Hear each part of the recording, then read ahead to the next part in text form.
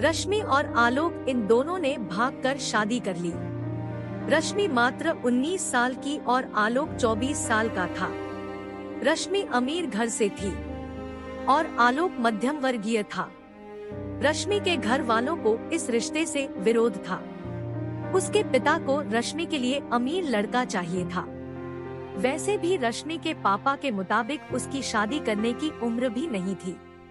थोड़ी सी समझ आने पर वह आलोक को भूल जाएगी, ऐसा रश्मि के पिताजी को लगता था। आलोक के माता पिता को इस शादी से कोई दिक्कत नहीं थी।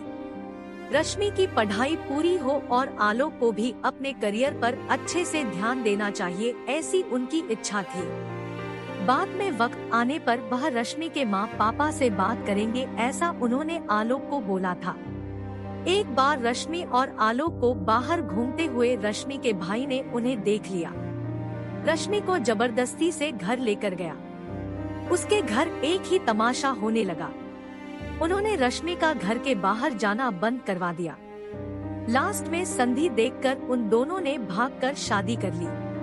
रश्मि के घर वालों ने उससे सारे रिश्ते तोड़ दिए। तुम कभी भी खुश नहीं रहोगी, ऐसी उसे बद्दुआ दी। आलोक के घर वालों को उनका विरोध नहीं था, पर उन दोनों ने लिया हुआ निर्णय उसके माँ पापा को पसंद नहीं आया। हमें एक बार बताया तो होता, हम कोई न कोई मदद कर सकते थे। हम रश्मि के घर वालों से इस बारे में बात करते, ऐसे आलोक को उन्होंने कहा।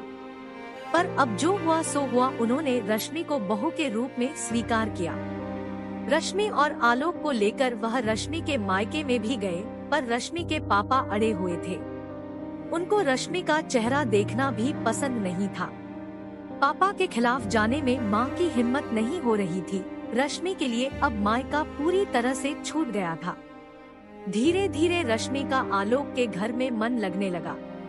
अब अपना जो कुछ भी है वह यहाँ पर ही है, यह उसे समझ आ गया। रश्मि बड़े लाड प्यार से बड़ी हुई है। उसे कोई भी काम की आदत नहीं थी। हमें ही उसे सब कुछ सिखाना पड़ेगा, इसकी आलोक की माँ को यानी रश्मि की सास को पता था। सब कुछ अच्छा चल रहा था, पर नियति के मन में कुछ अलग ही चल रहा था। उनकी शादी को जैसे तैसे 1 साल हुआ था और एक एक्सीडेंट में आलोक दुनिया छोड़कर चला गया। सभी पर दुख का पहाड़ टूट पड़ा। ऐन जवानी में अपने बेटे की मृत्यु होने के कारण आलोक के पापा को जबरदस्त मानसिक धक्का लगा। रश्मि भी पूरी तरह से टूट गई थी। अभी तो उनकी गृहस्थी शुरू ही हुई थी। रश्मि के मायके वालों को भी यह बात मालूम पड़ी, तब भी रश्मि के मायके वाले कोई भी नहीं आए। आलोक की माँ इन सब में धैर्य से बर्ताव कर रही थी। आलोक के अंतिम संस्कार का कार्य निपटा कर उन्होंने रश्मि को उसके मायके छोड़ आने का निर्णय पक्का किया। रश्मि उसके मायके जाने के लिए तैयार नहीं थी। उन्होंने रश्मि को बहुत समझाने की कोशिश की। बेटी, तुम्हारे सामने पूरी जिंदगी पड़ी है, इसे बर्बाद मत करो। मैं बात करूंगी तुम्हारे माँ पापा से। जरूरत पड़ी तो मैं उनके पैर तक पकड़ लूंगी। उसे समझा कर वह उसे उसके मायके लेकर गए, पर वहाँ भी उन्हें निराशा ही मिली। उसके मायके वालों का गुस्सा रश्मि पर से कम नहीं हुआ था। आलोक की माँ ने बहुत मनाने के बाद भी उन्होंने रश्मि को माफ नहीं किया। उसके पापा ने कहा, आपको वह बोझ लग रही होगी तो उसे कुएं में धकेल दो। आलोक के माँ पापा रश्मि को वापस घर ले आए। रश्मि के वापस घर आने से घर के बाकी लोग थोड़े नाराज थे। अब रश्मि को कोई भी खुले मन से स्वीकारने को तैयार नहीं था। कुलक्षणी, अपशकुनी, पोते को निगल गई मेरे, अब बेटे को भी निगल जाएगी यह। ऐसा बोलकर आलोक की दादी मतलब रश्मि की दादी सास उसे ताने दे रही थी। उस वक्त आलोक के पापा की तबीयत बहुत खराब हो रही थी। यह सब रश्मि को सहन नहीं हो रहा था। उसने ठान लिया कि यहाँ से दूर निकल जाना चाहिए।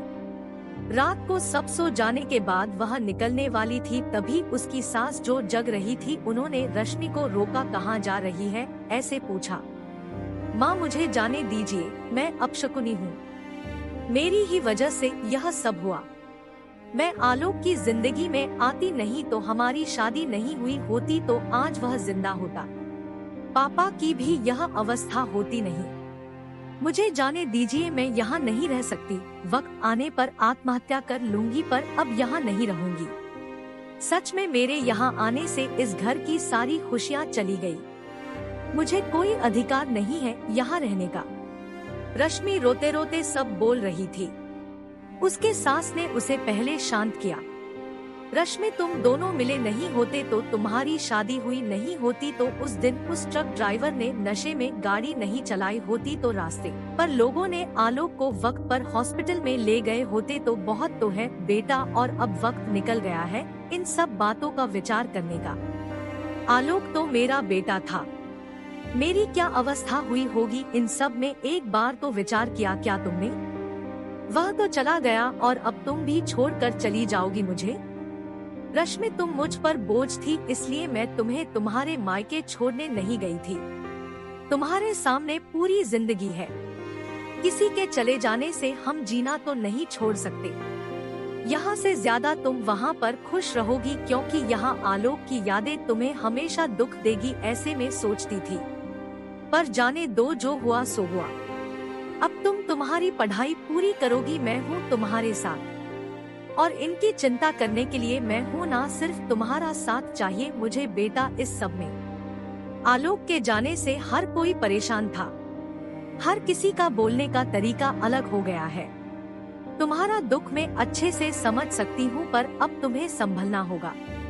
लोगों का बोलना नजरअंदाज करना होगा तुम्हें। मन लगाकर पढ़ाई करनी पड़ेगी। तुम कोई भी गलत फैसला नहीं लोगी, इसका मुझे वचन दो। मैंने मेरा जवान बेटा गवाया है और अब बेटी को नहीं खोना चाहती। सास को बातें सुनकर रश्मि को रोना आया। उसने सास को गले लगाया। माँ, मैं कहीं नहीं जाऊंगी आपको छोड़कर। आप जैसा बोलोगे वैसे ही मैं करूंगी। रश्मि की सास भी मन भर के रोई। आज पहली बार उनका दुख फूट फूट कर बाहर आया था। आगे रश्मि ने मन लगाकर पढ़ाई की। बहू नहीं, वह उस घर की बेटी बनी। बहुत सारे ताने, बुरी बातें सुने उसने। हर एक राह पर उसके सास उसके साथ थी। वो दोनों एक दूसरे की ताकत बने। रश्मि IAS अधिकारी बनी। अब उसे दोष देने वाले लोगों का मुंह बंद हो गया। रश्मि के मायके के वालों को भी ये खबर पता चली। उसके पापा के सिवाय मायके के बाकी लोग उसे पूछने लगे थे। सास ने अच्छा जोड़ीदार चुनकर रश्मि की दूसरी शादी करवाई। शादी के बाद भी रश्मि अपनी इस माँ को कभी नहीं भूली। शासकीय अंतिम काल में भी रश्मि रात का दिन करके सेवा में हाजिर होती थी। सास के रूप में रश्मि उसकी जिंदगी खरे अर्थ से जीना सिखाने वाली माँ उसे मिली थी। पर सच में रश्मि के सास जैसी ऐसी कितनी समझदार औरतें इस समाज में हैं, जो एक चौखट से बाहर जाकर सोचती है और दूसरों का आधार बनकर उनका जीवन सफल बनाती है। दोस्तों, ऐसी कहानी सुनने के लिए हमारे चैनल को लाइक करें, शेयर करें, सब्सक्राइब करें। Thank you so much.